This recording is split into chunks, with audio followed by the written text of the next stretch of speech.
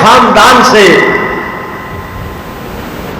आपके खानवादा से,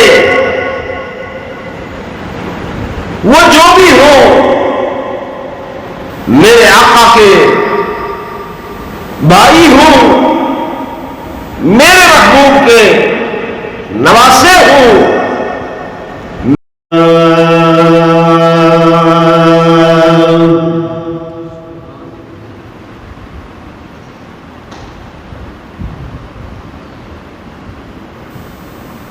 अल्हम्दुलिल्लाह वकफा वस्सलातु वस्सलाम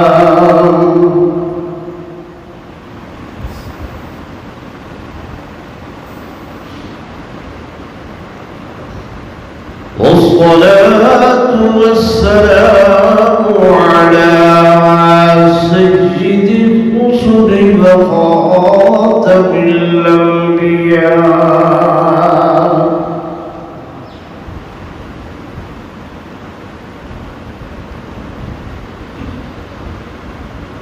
وعلى آله وأصحابه الأصفياء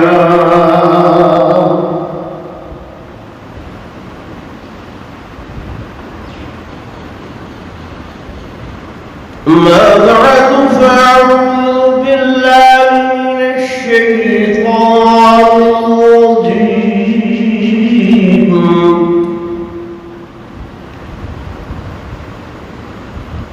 بسم الله الرحمن الرحيم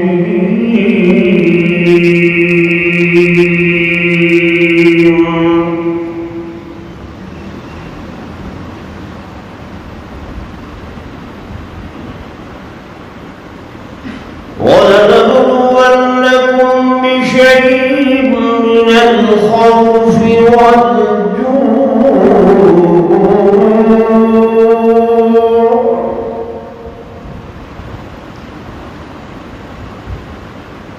ونقص من الأموال والأنفس والثمرات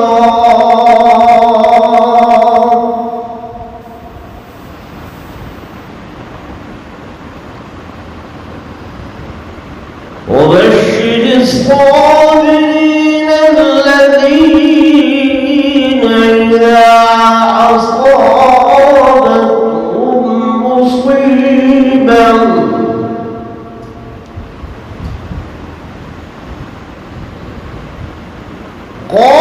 قالوا إنا لله وإنا إليه راجعون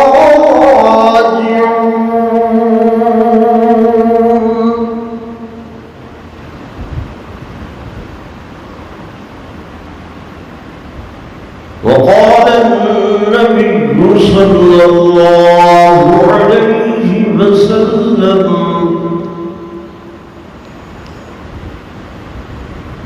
إن الحسن والحسين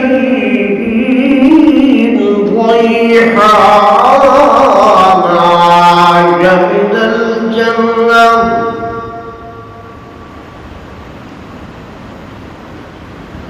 وقال النبي صلى الله عليه وسلم إن الحسن والحسين سيدا شباب أهل الجنة آمنت بالله صدق الله مولانا العظيم وصدق رسوله النبي الكريم الأمين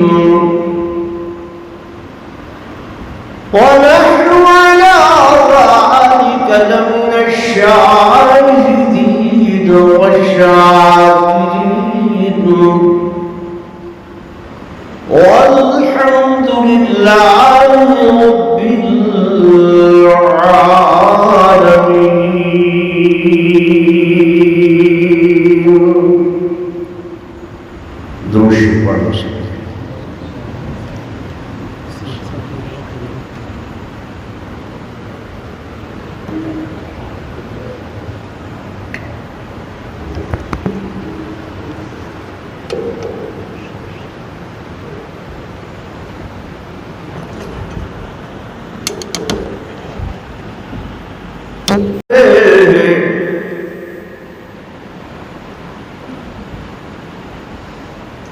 بات کیا تھی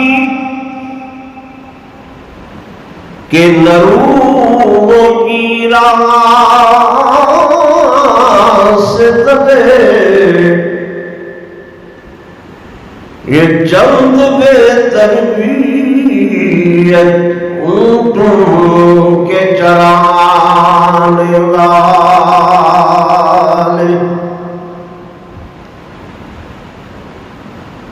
اور دیکھنے کو نکل آئی خدائی ساری، گھر سے نکلے جب محمد کے گھرانے والے، جن کو کافور پہ ہوتا تھا نمک کا دھوکا، وہ بن گئے دنیا کو اکسیر بنانے والے۔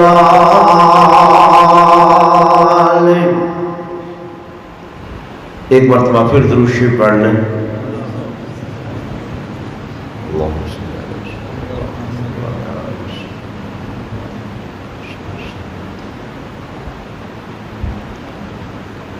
انتہائی قابل صد احترام و صد تعظیم و تکریم میرے معزز محترم محتشم حاضرین و ناظرین، بزرگان دین، نوجوان ساتھیوں، عزیز طلباء کرام،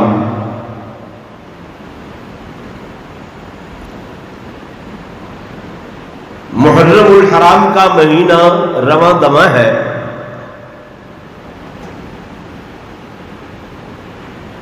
اور اس ماہ مقدس کے اندر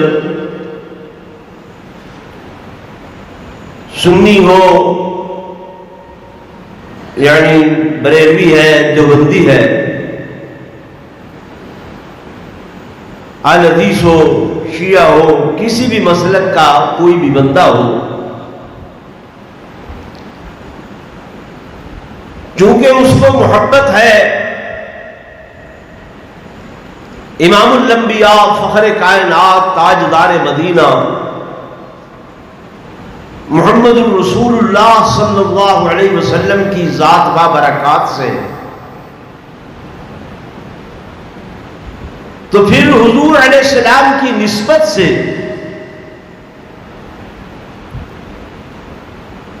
ہر بندے کو، ہر مسلک کے بندے کو محبت ہے، عقیدت ہے حضور علیہ السلام کے خاندان سے، اور میرے آقا بھی بزبان خدا دنیا والوں سے فرما کر گئے کہ اِلَّا الْمَوَدَّةَ فِي الْقُرْبَى، خیال کرنا میرے بعد جو میرے اقربا ہیں، جو میرے رشتہ دار ہیں، ان سے مودت کا سلوک رکھنا، محبت کا سلوک رکھنا، ان سے پیار کرنا، تو حضور علیہ السلام کے خاندان سے، آپ کے خانوادہ سے، وہ جو بھی ہوں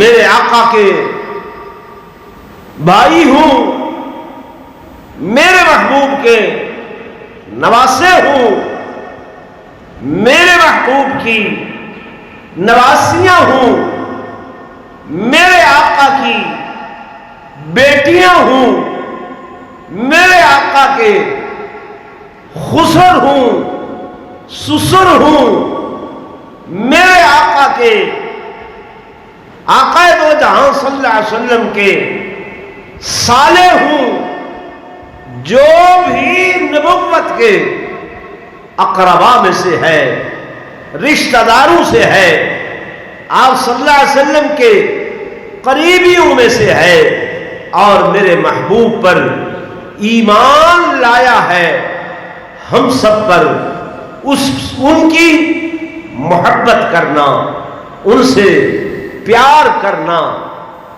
واجب ہے، فرض ہے، ضروری ہے کہ جو حضور سے پیار کرتے ہیں ہم ان سے پیار کرتے ہیں۔ یہ آپ کا ایمان ہے کہ نہیں؟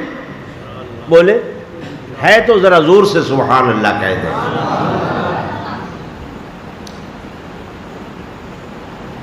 تو اسی حوالے سے ہماری سنت والجماعت ہے، دیوبند مسلک و مشرب سے ہمارا تعلق ہے، ہمارے اکابر، ہمارے اسلاف، ان پر ہمارا فل پکا اعتماد ہے، بھروسہ ہے۔ ہمارے اکابر نے ہمیں جو تعلیم دی ہے الحمدللہ ہم اسی تعلیم پر عمل پیرا ہیں، ہم وکیل ہیں حضور کے خاندان کے، ہم معتقد ہیں حضور علیہ السلام کے خاندان کے، جو میرے آقا کا خاندان کا مخالف ہے کسی بھی طرح سے، کسی بھی طریقے سے، وہ ابن زیاد کی صورت میں ہو، وہ شمر کی صورت میں ہو، یا وہ یزید کی صورت میں ہو، ہمارا ان سے کوئی واسطہ، کوئی لین دین، کوئی تعلق نہ ہے۔ لوگ نعوذ باللہ حضرت امام حسین کے مقابلے میں یزید کو لا کھڑا کرتے ہیں، کیا تم یزید کو مانتے ہو یا حضرت امام حسین کو مانتے ہو؟ میرے عزیزوں، میرے بزرگوں، سنو، یزید کا کیا تقابل ہے سیدنا امام حسین سے؟ ہمارے اکابر کا، ہمارا یہ عقیدہ ہے، ایمان ہے، لاکھوں نہیں کروڑوں یزید جیسے پیدا ہوں، سیدنا امام حسین رضی اللہ تعالی عنہ کے قدموں کی جتی کی مٹی کے برابر بھی نہیں ہو سکتے۔ ایمان ہے کہ نہیں ہے؟ ذرا زور سے بتائیے۔ جو ایمان ہوتا ہے وہ کھل کر سامنے آتا ہے۔ العیاذ باللہ، میں یہ بات بھی برملا کہہ دوں کہ اگر کوئی دیوبندی سنی حضرت ابوبکر صدیق رضی اللہ تعالی عنہ کی جب شان سنتا ہے، اس کا چہرہ کھل اٹھتا ہے، وہ خوشی سے اس کا چہرہ تمتماتا ہے۔ حضرت عمر کی شان سن کر چہرے پر طمانینت آتی ہے، حضرت عثمان کا مقام سن کر چہرے پر رونق آتی ہے۔ اگر وہی رونق، وہی چمچماہٹ، وہی طمانینت اگر حضرت علی رضی اللہ تعالی عنہ کا شان سن کر چہرے پر پیدا نہیں ہوتی، تو ایسا سنی، ایسا دیوبندی اپنے ایمان کو خطرے میں سمجھے۔ میری بات کو غور سے سن رہے؟ جو شخص حضرت علی کا، حضرت امام حسن و حسین کا مقام سن کر، ان کی عظمت سن کر اس کے دل میں خوشی پیدا نہیں ہوتی، اس کا اظہار اس کے چہرے پر نہیں ہوتا، جو ان کی عظمت سن کر دل میں ملال نعوذ باللہ محسوس کرتا ہے، وہ کبھی سنی نہیں ہو سکتا، وہ کبھی دیوبندی نہیں ہو سکتا۔ ہمارا اعتقاد ہے، ہمارا ایمان ہے کہ جو بھی نبوت کے قدموں سے جڑ گیا ہے وہ اڑ گیا ہے، اس کو شان مل گیا ہے، مقام مل گیا ہے۔ فرق مراتب ہے تو وہ فرق مراتب بھی ہم اس طرح سے مانتے ہیں جو میرے آقا نے فرمایا۔ میں ذرا آپ کا ذہن بنا رہا ہوں، بات میں شہادت کی کروں گا آگے۔ آپ ہر جمعہ پڑھنے کے لیے تشریف لاتے ہیں، کہہ دو الحمدللہ، اللہ توفیق دیتا ہے۔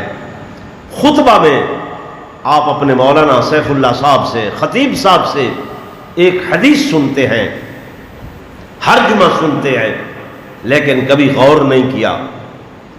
وہ حدیث پاک میرے آقا دو جہاں صلی اللہ علیہ وسلم کا فرمان ہے، ہر خطیب ہر جمعہ میں پڑھتا ہے کہ ارحم امتی بامتی ابو بکر واشدهم فی امر اللہ عمر واصدقهم حیاء عثمان واقضاهم علی۔ سنتے ہیں نہیں سنتے؟ ذہن کبھی نہیں اس طرف گیا کہ یہ درجہ بندی میرے آقا نے فرمائی ہے۔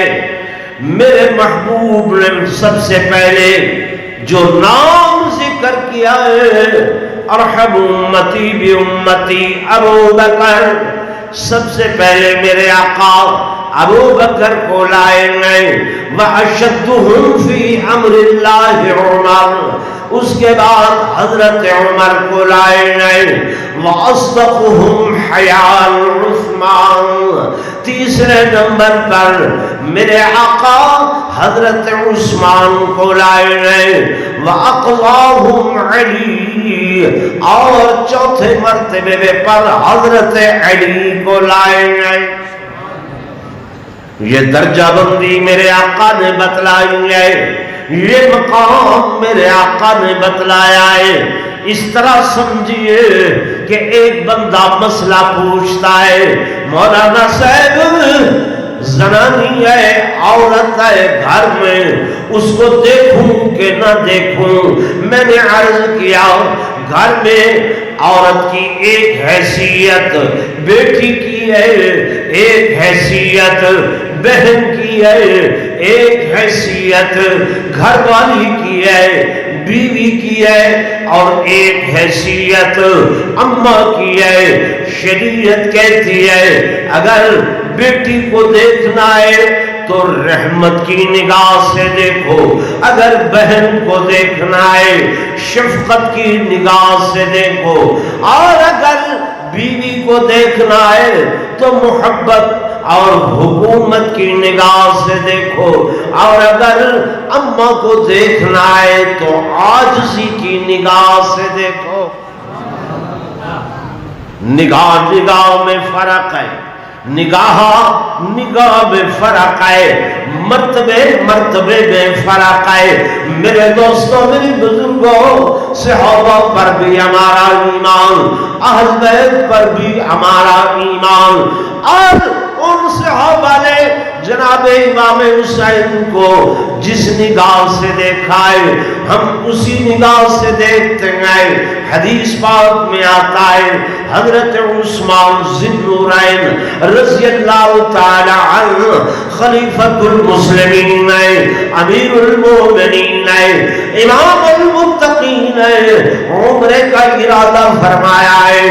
آپ لوگ جب عمرے کا ارادہ کرتے ہیں آپ کے ہاں گروپس بنائے جاتے ہیں، اکٹھے ہو کر لوگ عمرہ کرتے ہیں۔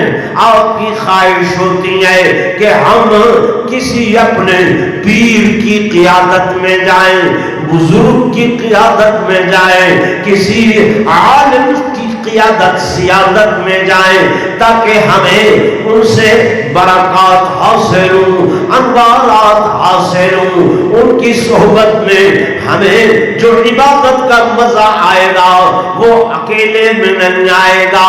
تو حضرت عثمان ذو النورین رضی اللہ تعالیٰ عنہ نے عمرے کا ارادہ فرمایا، اپنا خادم بھیجا سیدنا امام حسین کی خدمت میں کہ ان سے عرض کرو۔ حضرت عثمان عرض کرتے ہیں کہ میں عمرے پہ جانے کا ارادہ رکھتا ہوں، لیکن حسین آپ کی معیت میں، آپ کی معیت میں، آپ کے سنگ میں، آپ کے ساتھ میں چاہتا ہوں ہم کعبہ بیت اللہ کی زیارت کریں تو ہم اکٹھے ہوں، ہم طواف کعبہ کریں ہم اکٹھے ہوں، ہم حجر اسود کو بوسہ دیں تو ہم اکٹھے ہوں، ہم صفا مروہ کی دوڑ لگائیں ہم اکٹھے ہوں۔ میں آپ سے برکات حاصل کرنا چاہتا ہوں، انوارات حاصل کرنا چاہتا ہوں، آپ کی معیت میں مجھے آقا یاد آئیں گے، میں آپ کی خدمت کروں گا، مہربانی فرمائیے آپ بھی ہمارے ساتھ عمرے کا ارادہ فرمائیے۔ یہ بات حدیث کی کتابوں میں لکھی ہوئی ہے۔ کہاں لکھی ہوئی ہے؟ حدیث کی کتابوں میں۔ جب حضرت عثمان ذو النورین کا پیغام پہنچا، سیدنا امام حسین نے اپنا کوئی تقاضا پیش کرتے ہوئے معذرت کی کہ میں اس سال نہیں جا سکتا، میرے فلاں معاملات ہیں، فلاں میرے مسائل ہیں، اس کی وجہ سے میں عمرے پر جانے سے قاصر ہوں، میں نہیں جا سکتا، آپ نے جانا ہے تو ہو آئیں۔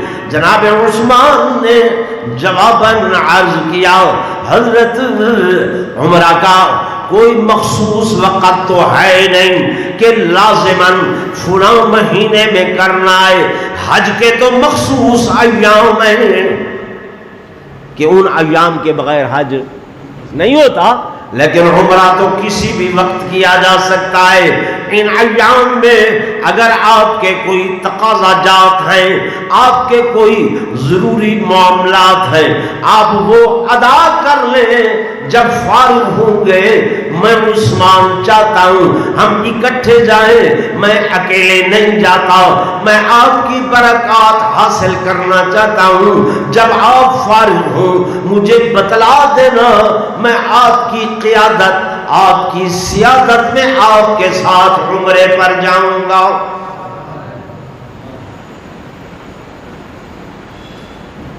اندازہ فرمائیں آپ، یہ محبت ہے کہ نہیں؟ بولے نا، علماء سے آپ سنتے رہتے، انہوں نے سیدہ شباب اہل الجنہ کا لقب دیا ہے، یہ بادشاہ کی بیٹی ہے، شہزادی ہے، میرے آقا کا شہزادہ ہے، میں چاہتا ہوں حسین کے نکاح میں دے۔ حضرت عمر نے اپنے بیٹے کو پیچھے کیا، حضرت حسین کو آگے رکھ کر ان کا نکاح خود حضرت حسین سے پڑھوا دیا۔ محبت ہے کہ عداوت ہے؟ بول چل۔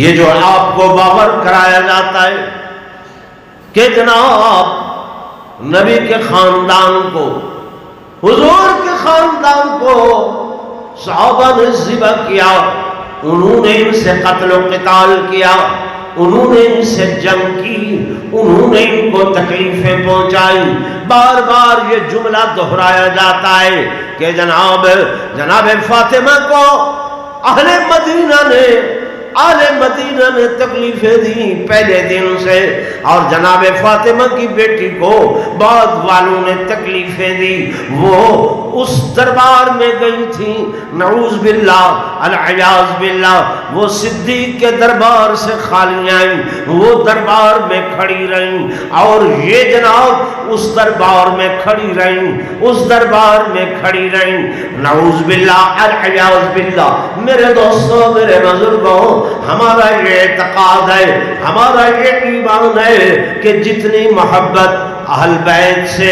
صحابہ کو تھی اتنی کسی اور کو نہیں ہو سکتی۔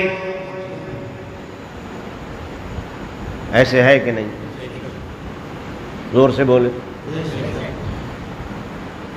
آپ مجھے صرف اتنی حد تک جانتے ہیں کہ یہ لئے کا رہنے والا ہے اور ہمیں کبھی کبھی آ کر تقریر سنا دیتا ہے، ایسے ہے نا جی۔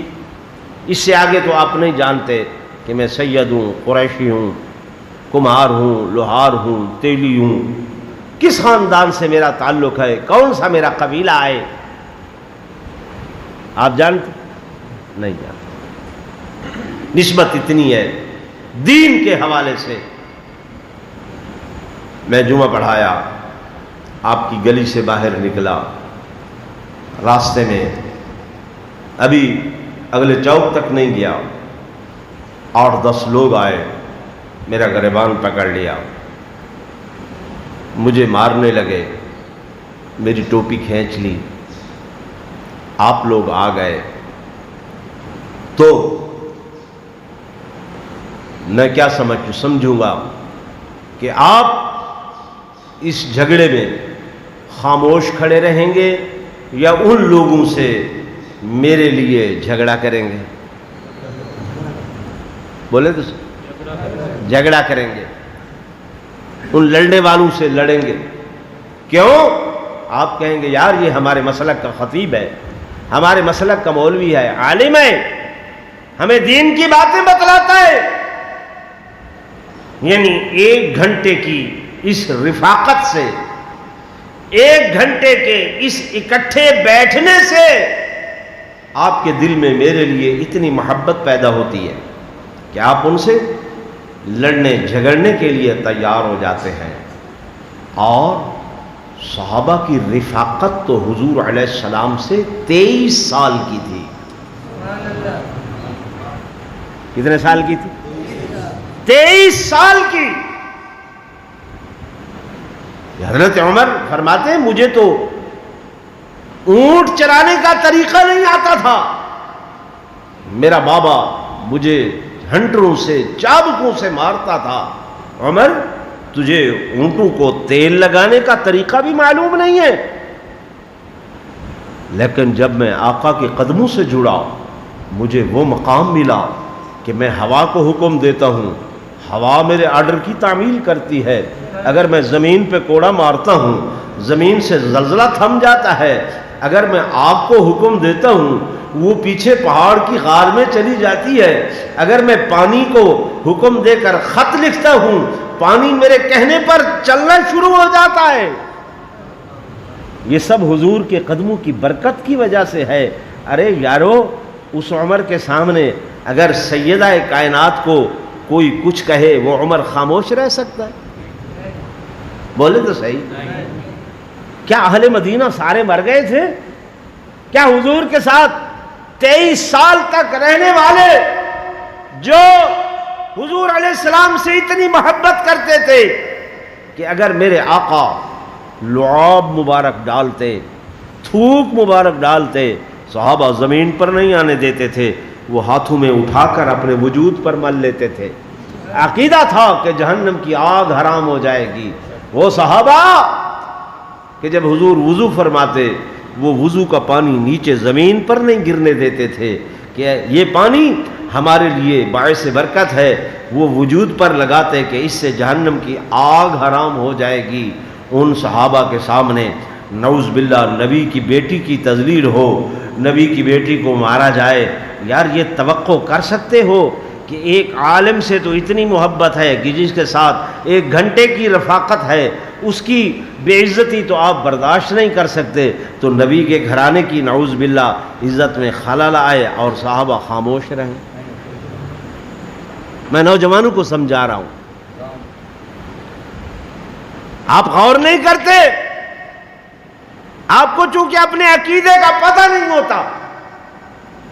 وہ یہی بات بار بار باور کراتے ہیں کہ جناب ہم اہل بیت کی تعظیم زیادہ تم سے کرتے ہیں کہ جن لوگوں نے اہل بیت سے دشمنی کی تم ان سے دوستی رکھتے ہو، تم یزید والے ہو، تم فلاں والے ہو۔ میرے دوستوں، میرے بزرگوں، ہم میں سے کوئی بھی شخص یہ نہیں چاہتا، نہ چاہے گا، نہ چاہتا تھا کہ دن قیامت کے اس کا معاملہ یزید کے ساتھ ہو. ہم یہ سب چاہتے ہیں کہ دن قیامت کے ہم امام حسین کی جماعت میں کھڑے ہیں. ایسے ہے کہ نہیں؟ جن لوگوں نے سیدنا امام حسین رضی اللہ تعالی عنہ کی مخالفت کی، ہمارا ان سے کوئی واسطہ نہیں. میرے دوستوں، میرے بزرگوں، سیدنا امام حسین رضی اللہ تعالی عنہ کربلا کے میدان میں آئے. اصولوں پر مبنی چند باتیں تھیں، انہی پر عمل پیرا ہونے کے لیے آپ آئے. کوفیوں نے خطوط لکھے، آؤ ہمارا امام کوئی نہیں ہے، ہمیں دین کی باتیں بتلانے والا کوئی نہیں ہے، ہمارا رہبر کوئی نہیں ہے. ایک نہیں، دو نہیں، 10 نہیں، 50 نہیں، 100 نہیں، 1000 نہیں، 12,000 خطوط کوفیوں نے لکھے. اور پھر حضرت امام حسین کو لینے کے لیے 60 اشخاص کوفہ سے آئے تھے جو حضرت امام حسین کو لے کر یہاں سے چلے تھے. آپ رضی اللہ تعالی عنہ اپنے احباب کو، اپنے اعزاء کو، اپنے اقرباء کو، اپنے رشتہ داروں کو لے کر چلے. یہاں تک کہ چلتے چلتے آپ 2 محرم الحرام کو کربلا کے میدان میں پہنچے. حر بن یزید نے راستہ روکا.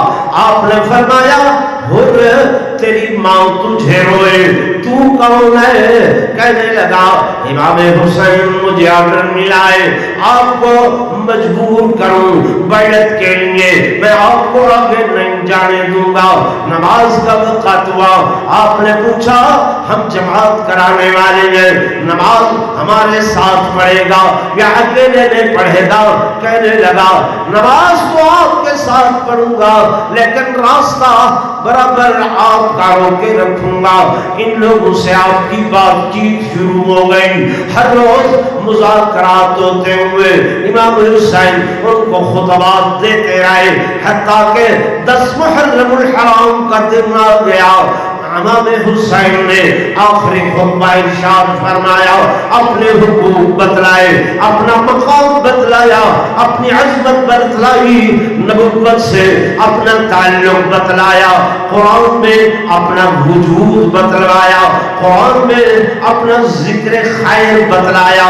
سب کچھ صاحب نے سنوایا. لیکن پھول کی پتی سے کٹ سکتا ہے ہیرے کا جگر، مرد نادا پر کلام نرم و نازک بے اثر. ان لوگوں پر سیدنا امام حسین کے خطبات کا کوئی اثر نہ ہوا. انہوں نے کہا، یا جنگ یا بیعت.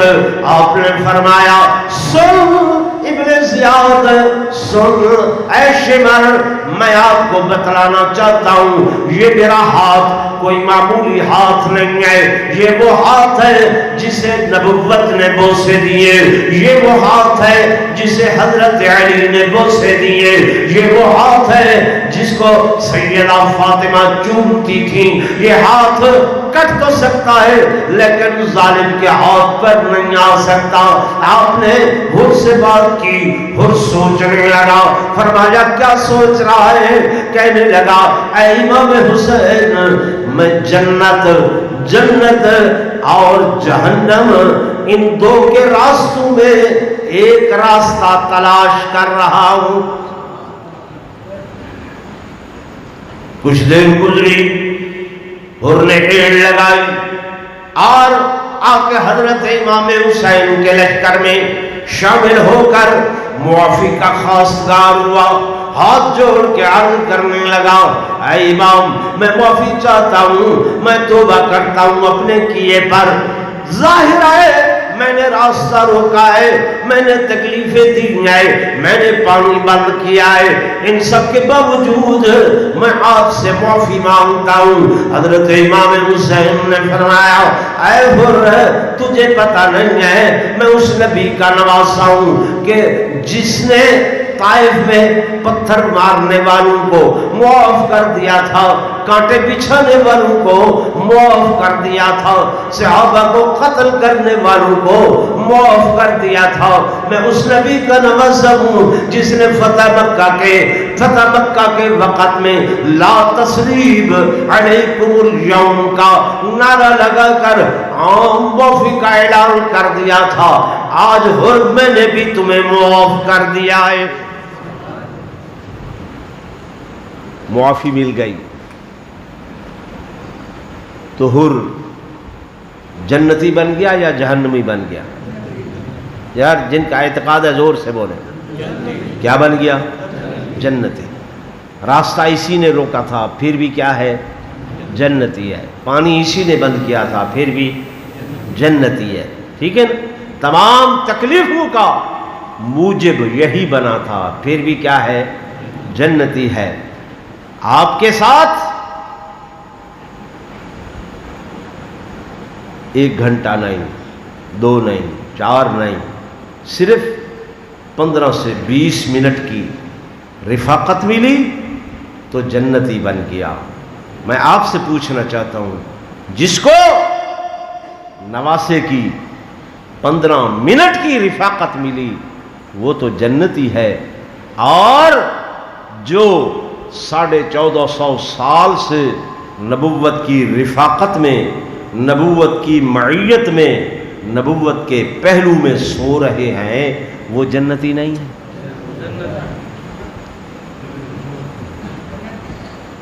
بتائیں تو صحیح۔ جنہیں نبوت نے فرمایا کہ ما بین بیتی ومنبری روضۃ من ریاض الجنہ، جو میرے روضہ میں ہے یہ میرا روضہ جنت ہے، تو وہ پہلے دن سے جنتی ہیں۔ ہم ان کے ایمان پوچھتے ہیں،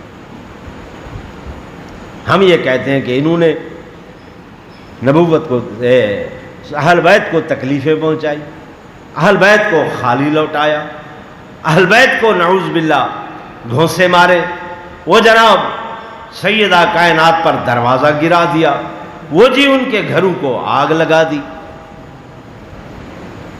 او بھائی، عقل اللہ نے دی ہے، دماغ دیا ہے، سوچ دی ہے، فہم و فراست دی ہے، کچھ عقل سے بھی تو سوچے بندہ کہ نہیں؟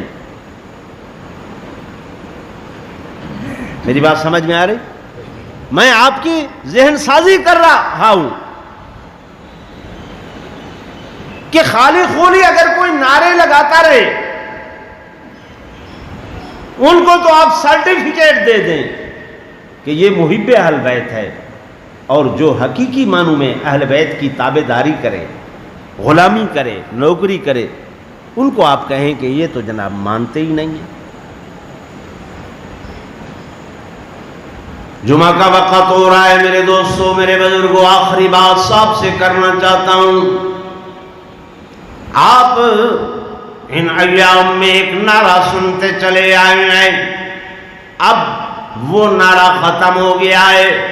وہ نعرہ یہ ہے کہ جناب آواز لگتی ہے ہماری درسگاہ کربلا و کربلا، ہے ہماری درسگاہ کربلا و کربلا، ہماری درسگاہ کربلا ہے کربلا۔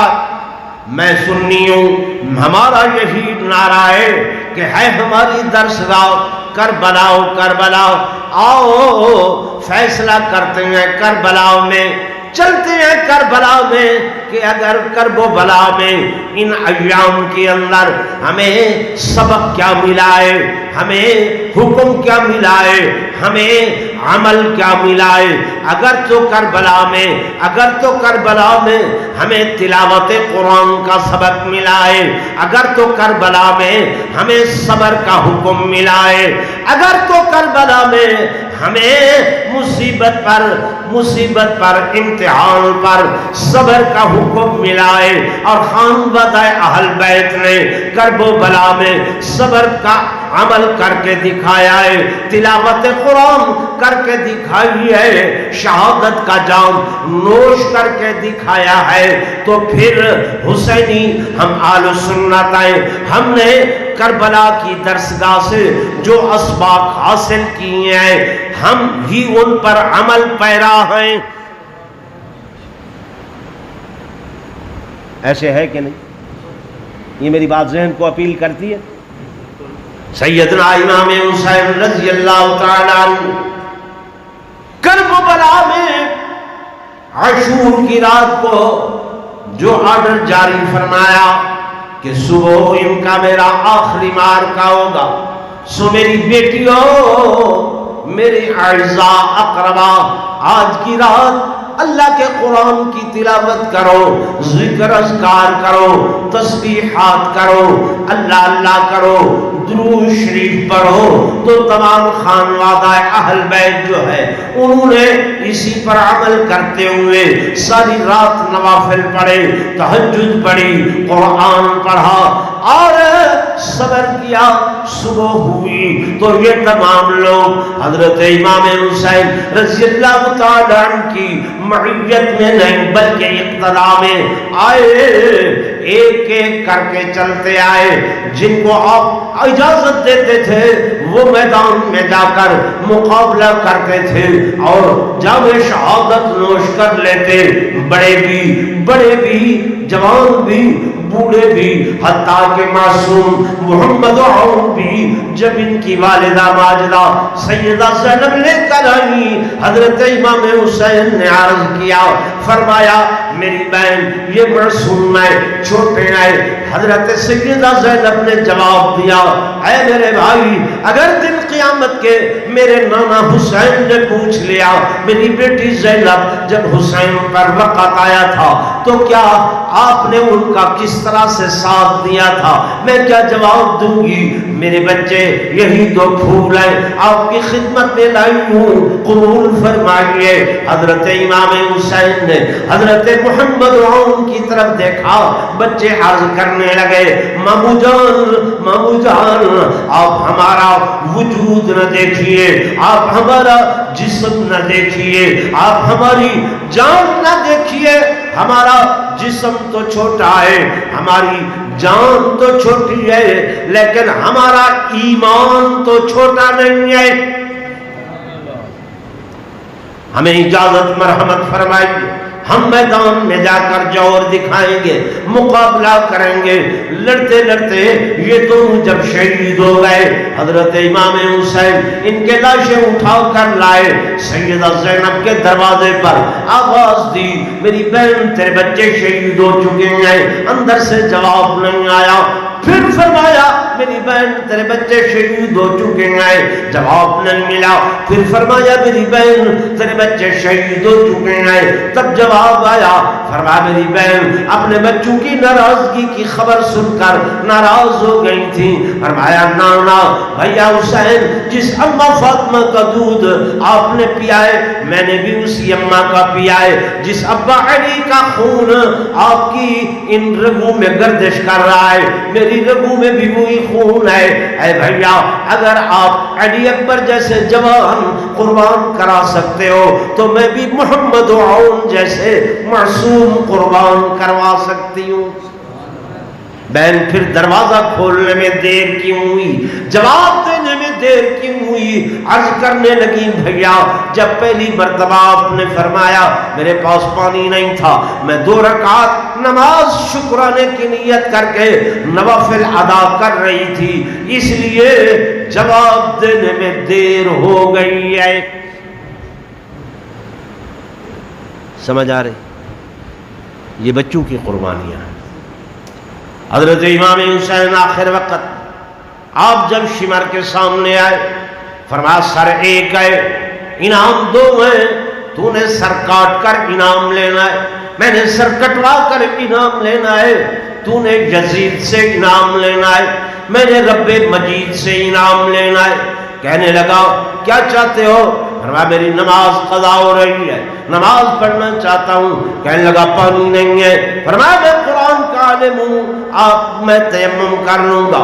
گرم ریگزار پر تیمم کر کے دوگانا نماز کی نیت کی، اللہ اکبر کہہ کر سبحانک اللہم پڑھا، الحمدللہ رب العالمین الرحمن الرحیم، مالک کی حمد و ثنا بیان کر رہے ہیں۔ اللہ تیرا شکر ہے، تیرا شکر ہے، میں تیری رضا پر راضی ہوں، تیری حمدیں بیان کر رہا ہوں، تیری تعریفیں بیان کر رہا ہوں، روئے نہیں، چیخے نہیں، چلائے نہیں، بے صبری نہیں کی۔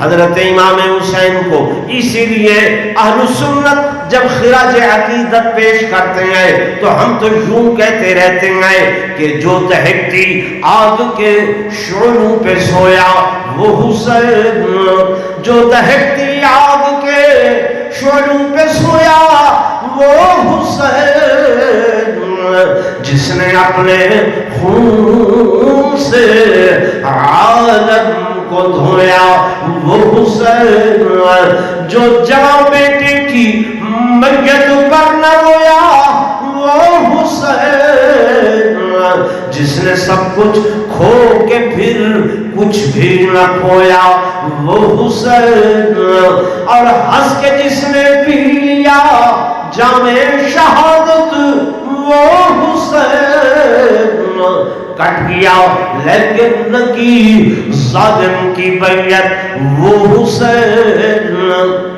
واہ حسین، آپ زور سے کہیں واہ حسین، واہ حسین، اب تک گلفشاں ہے تیری حکمت کا باغ اور آندھیوں میں جل رہا ہے تیری نصرت کا چراغ۔ رکوع فرمایا، سر سجدے میں رکھا، شمر بے ایمان نے سوچا اس کا نانا بہادر، ابا بہادر اٹھا مجھے ختم نہ کر دے، میں اپنا کام کر لوں۔ اس نے خنجر چلایا، لیکن امام حسین کا کیا حال بنا کہ قاتل لعین مست تھا خنجر کی دھار میں، لیکن حسین محو تھے دیدار یار میں۔ نماز بھی ہو رہی ہے اور تلاوت بھی ہو رہی ہے، سجدہ بھی ہو رہا ہے، جام شہادت بھی نوش کرتے ہوئے دنیا کو بتلا گئے، اے لوگوں نہ مسجد میں نہ مندر میں نہ بیت اللہ کی دیواروں کے سائے میں نماز عشق ادا ہوتی ہے تلواروں کے سائے میں۔ تو پیاس تو یہ کبھی ختم نہیں ہو سکتی۔ ہمارا ایک عقیدہ ایمان ہے، کائنات ختم ہو جائے گی، نہ اہل بیت کا شان ختم ہوگا، نہ ان کا مقام، نہ عظمت ختم ہوگی۔ ایسے ہے کہ نہیں؟ انہوں نے جو لازوال قربانیاں دی ہیں وہ اپنی ایک تاریخ رقم کر کر گئے ہیں، دنیا کو بتلا گئے ہیں کہ دین کے لیے مال خرچ کرنا ہو ہمیں دیکھ لینا، اسباب خرچ کرنے ہو ہمیں دیکھ لینا، اولاد قربان کرنی ہو ہم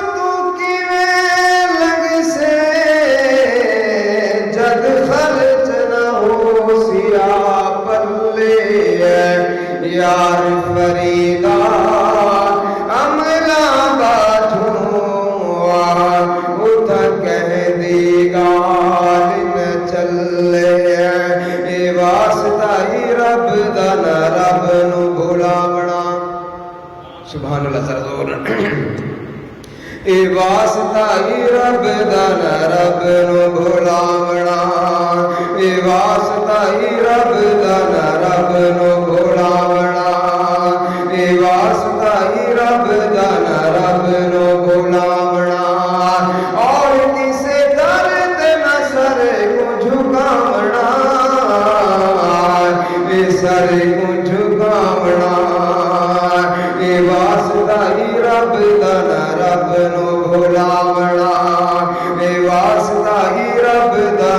رب نو بلاونا اور کسے در تے نہ سر کو جھکاونا سر کو جھکاونا اے واسطہ ہی رب دا نہ رب نو بلاونا قل هو اللہ احد آپ دا فرمانے آقا تو سبحان اللہ اے قل هو اللہ احد آپ دا فرمانے قل هو اللہ احد آپ دا فرمانے اے اللہ الصمد جگ ذات سبحانے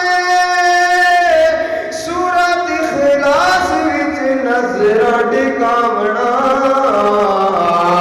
اے نظر ٹکاونا اے واسطہ ہی رب دا نہ رب نو بلاونا اے واسطہ ہی رب دا نہ رب نو بلاونا اور کسے در تے نہ سر کو جھکاونا اے سر کو جھکاونا اے واسطہ ہی رب دا نہ رب نو بلاونا اے کتی نو بچے کون ہے دے دا جڑی لاٹ اردی نال کتارا سمجھ آندی پئی ہے آکھو تو سبحان اللہ نا کگڑی پیر دا دیوا بالے بچ مل بھی گئے بے شمارا تے وچ دریا دے اے مچھیاں کمیاں بچ جان جان کرن بہارا حیوان تا منگدے رب تو خاکی ہے تو کرے بھی در در پکارا اے واسطہ ہی رب دا نہ رب نو بلاونا اے واسطہ ہی رب دا نہ رب نو بلاونا اور کسے در تے نہ سر کو جھکاونا اے سر کو جھکاونا اے واسطہ ہی رب دا نہ رب نو بلاونا وَتُعِزُّ مَن تَشَاءُ وَتُذِلُّ مَن تَشَاءُ عزت ذلہ دیون والا کون ہے اللہ دا نام اونچا کرے عزت ذلہ دیون والا کون ہے اے جڑی میں نعت شریف پڑھدا پیا حمد یہ قرآن مجید دی ایک تفسیر ہے اب تو سبحان اللہ اے وَتُعِزُّ مَن تَشَاءُ وَتُذِلُّ مَن تَشَاءُ اے وَتُعِزُّ مَن تَشَاءُ وَتُذِلُّ مَن تَشَاءُ اے عزت ذلت رب نے کہدا اختیار جا اے خالق دا کم ہے گھٹاونا بدھاونا اے گھٹاونا بدھاونا اے واسطہ ہی رب دا نہ رب نو بلاونا اے واسطہ ہی رب دا نہ رب نو بلاونا اور کسے در تے نہ سر کو جھکاونا اے سر کو جھکاونا اے واسطہ ہی رب دا نہ رب نو بلاونا اے پیر پیغمبر سب منگدے رب دے اتے چن سورج وکیاری جس نو چاہے ادھی دیوے اتے جس نو چاہے ساری اس دنیا دے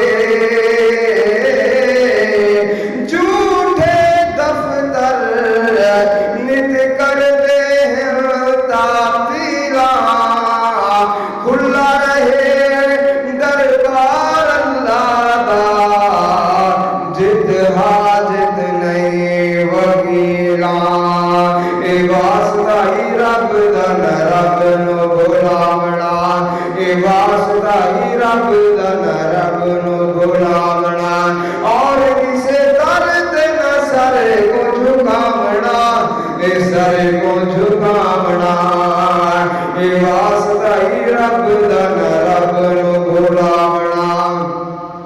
نحن اقرب من حبل الورید نحن اقرب من حبل الورید نحن اقرب من حبل الورید میرے شارک تو بھی ذات قدیر اوندا در چھوڑ کے نہ در کسے جامنا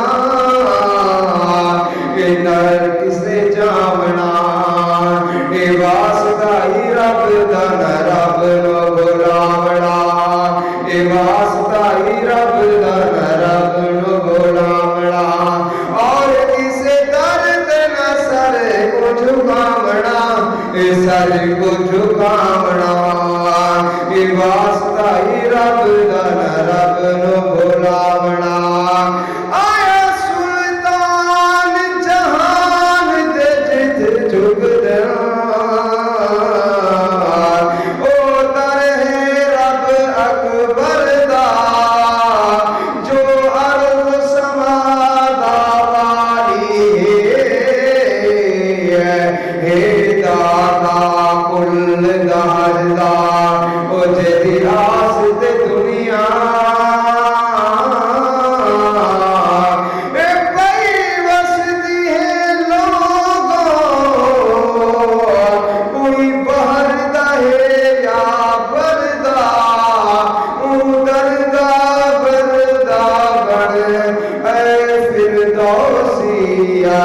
جڑا ہر مشکل حل کردا ذرا اچا سبحان اللہ اے واسطہ ہی رب دا نہ رب نو بلاونا اے واسطہ ہی رب دا نہ رب نو بلاونا اور کسے در تے نہ سر کو جھکاونا اے سر کو جھکاونا اے پڑھ کے قرآن اے نعت بنائیے سبحان اللہ نعرہ تکبیر شان رسالت حضرت مولانا قاری کفایت اللہ